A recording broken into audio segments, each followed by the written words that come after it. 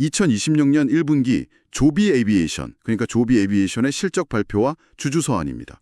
공상과학의 영역에 있던 이 에어택시가 어떻게 현실의 비즈니스로 내려왔는지 그 현주소를 한번 제대로 파헤쳐 보겠습니다. 네, 제가 이 자료들을 쭉 훑어보면서 가장 먼저 든 생각은요.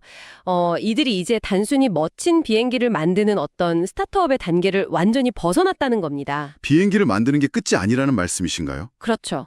사실 기체를 하늘에 띄우는 건 오히려 쉬운 일일지도 모릅니다. 조비가 지금 하고 있는 건 막대한 자본, 그리고 정부의 그 살인적인 규제, 또 도심 한복판의 인프라라는 아주 거대한 생태계의 퍼즐을 조립하는 일이거든요. 아, 생태계 자체를 만들고 있다. 네, 항공산업이 실제로 굴러가게 만드는 그 눈에 보이지 않는 거시적인 맥락을 조비가 어떻게 통제하고 있는지 이걸 보는 게 오늘 심층탐구의 아주 핵심적인 관전 포인트라고 할 수 있습니다. 좋습니다. 그렇다면 바로 그 돈, 자본 이야기부터 시작해보죠. 제가 이번 1분기 재무제표를 보다가 진짜 입이 떡 벌어졌거든요. 숫자가 좀 놀랍긴 하죠. 네, 한 분기에 현금을 무려 1억 9,500만 달러나 태웠어요. 총 운영 비용은 2억 5,800만 달러고 순손실이 1억 1,000만 달러입니다. 제 첫 반응은 솔직히 이러다 조만간 회사 통장 잔고가 바닥나는 거 아니야? 이거였거든요. 충분히 그렇게 생각하실 수 있습니다. 아무리 새로운 산업을 개척하는 거라지만 이 정도의 그 현금 연소율이면 이거 엄청난 위험 신호로 읽히는 게 정상 아닌가요?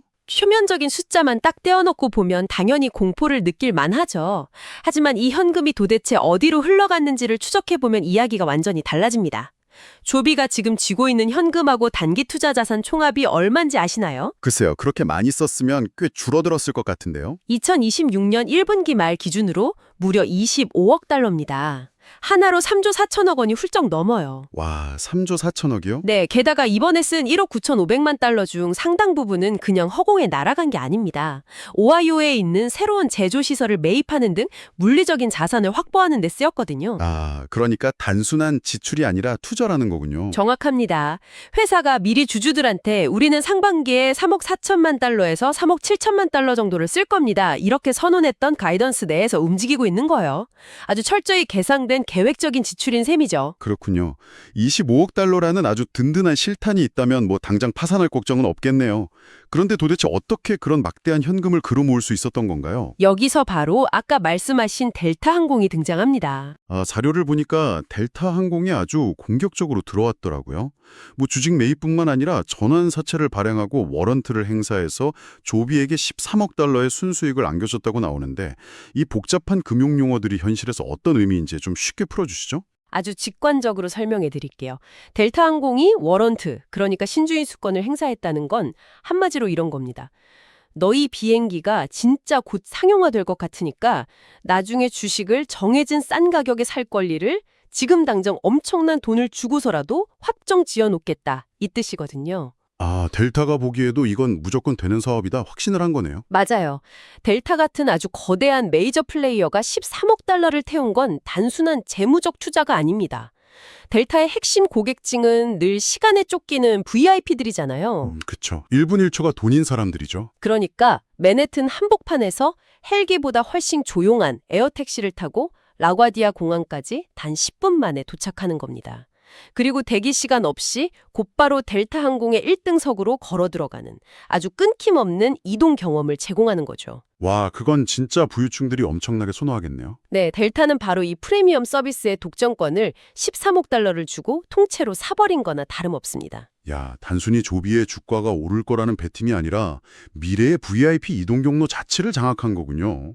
자, 그러면 일단 돈이 충분하다는 건 확실히 이해를 했습니다. 하지만 비행기를 띄우려면 돈밥 아래 날개를 달 수는 없잖아요. 그렇죠. 결국 기술이 받쳐줘야 합니다. 네, 물리학과 공기역학의 그 한계를 극복해야 하는데 이번 분기에 가장 눈에 띄는 기술적 성과가 전기 수직 이착륙기, 그러니까 EVTOL의 완전 전환 비행에 성공했다는 내용이 있더라고요. 그 메커니즘이 되게 궁금하거든요.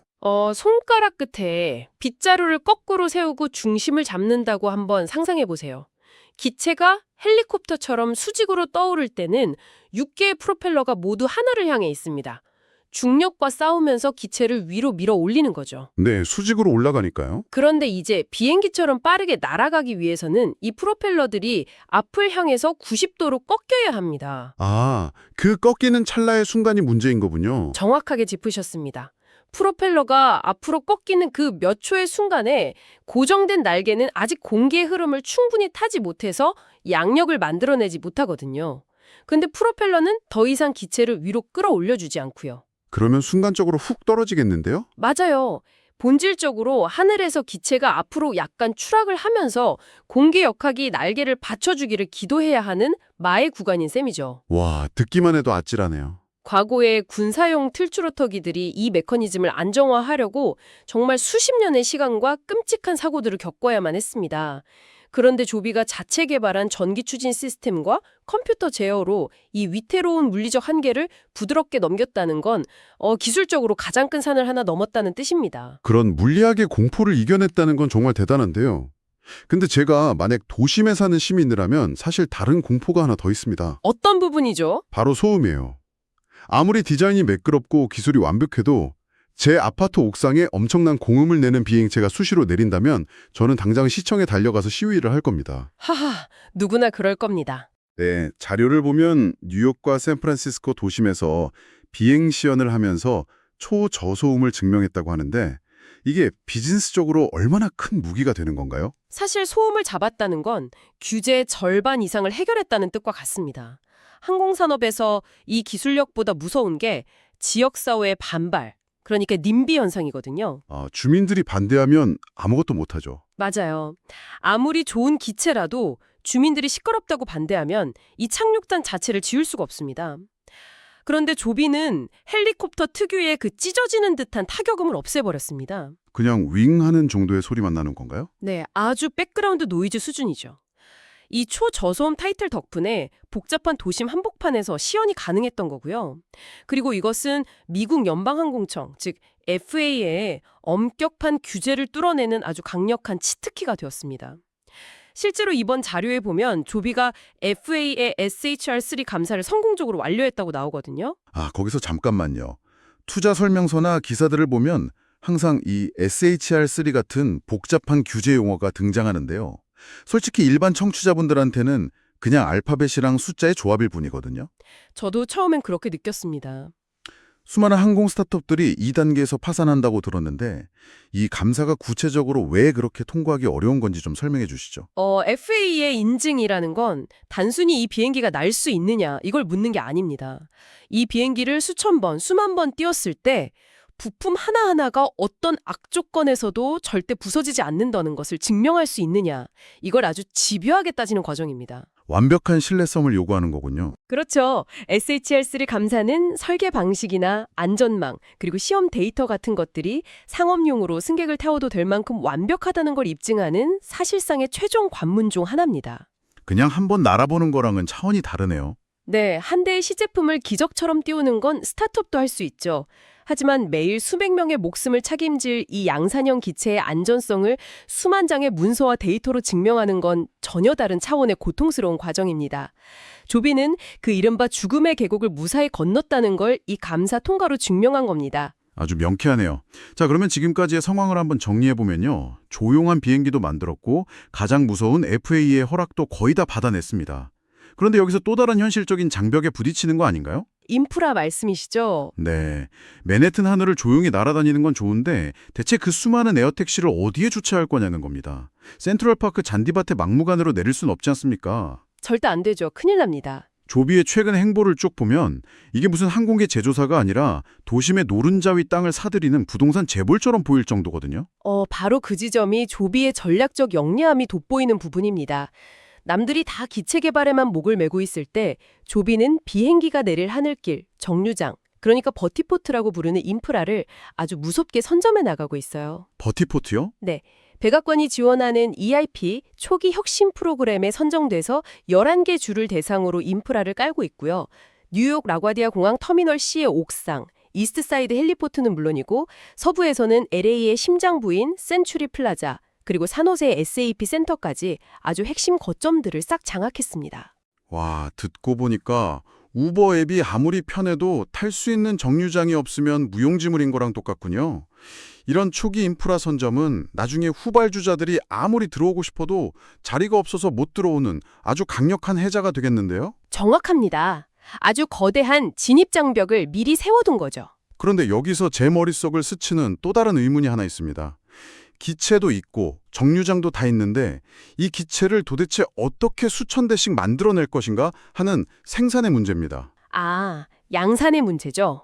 네, 예전에 테슬라가 수제작으로 럭셔리 스포츠카만 만들다가 모델 3를 대량 생산하면서 이른바 생산지옥에 빠졌던 거 다들 기억하시잖아요? 일론 머스크가 공장에서 먹고 자던 그 시절이죠. 맞아요. 그런데 항공기는 자동차보다 훨씬 더 정밀해야 하는데 이번 자료에 조비의 생산 파트너로 도요타가 등장한 건 정말 흥미롭습니다. 이 도요타와의 파트너십을 제대로 이해하려면요. 우선 항공기 대량 생산이 왜 그렇게 무지막지하게 어려운지 그 메커니즘을 알아야 합니다. 자동차 차체를 만들 때는 거대한 프레스 기계로 강판을 쾅 하고 찍어내면 몇 초 만에 부품이 뚝딱 나오잖아요. 네, 공장 견학 가면 흔히 보는 장면이죠. 하지만 에어택시는 가벼우면서도 엄청나게 강해야 하기 때문에 차체가 탄소 섬유 복합재로 만들어집니다. 아, 탄소 섬유?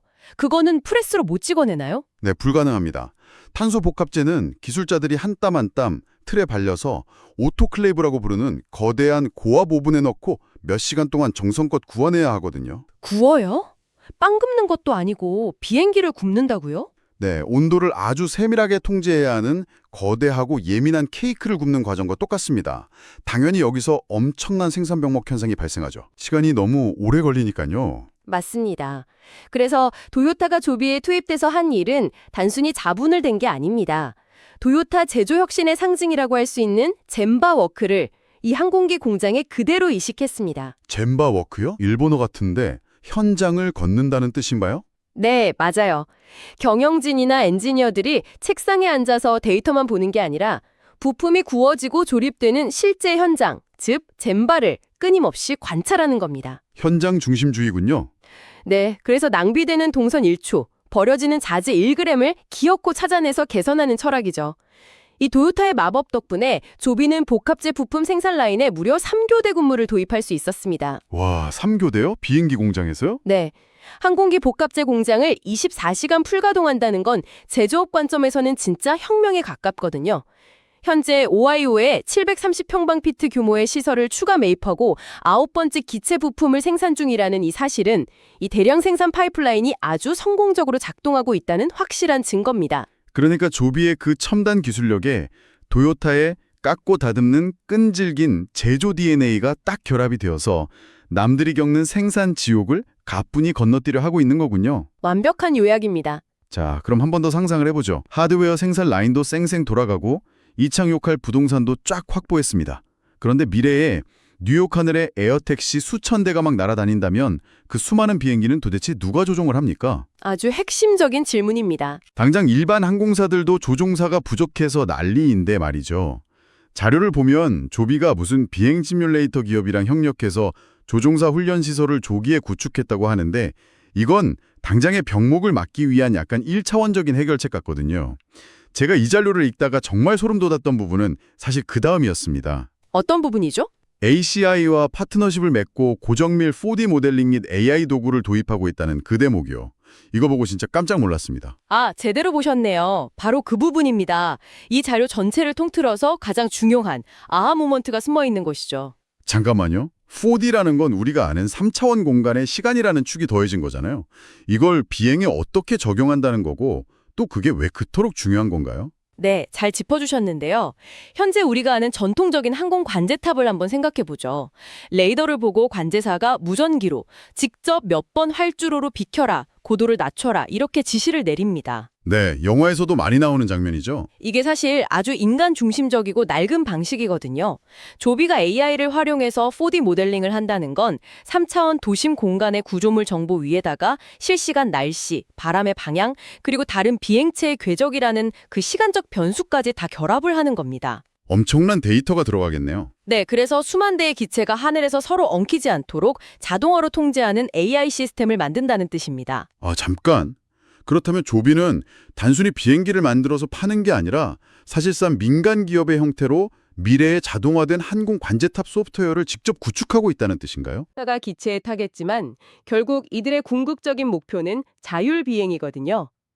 기체라는 하드웨어는 한 번 팔고 나면 마진이 끝이지만 하늘길 전체의 트래픽을 통제하는 AI 관제 소프트웨어를 장악하는 순간 조비는 수백조 원 규모의 항공 모빌리티 플랫폼 자체를 지배하게 되는 겁니다. 와, 이거 우버나 애플 같은 전략이네요. 맞아요. 누가 이 소프트웨어를 가지느냐가 곧 미래의 하늘을 누가 소유하느냐를 결정하게 될 겁니다. 정말로 압도적인 그림입니다.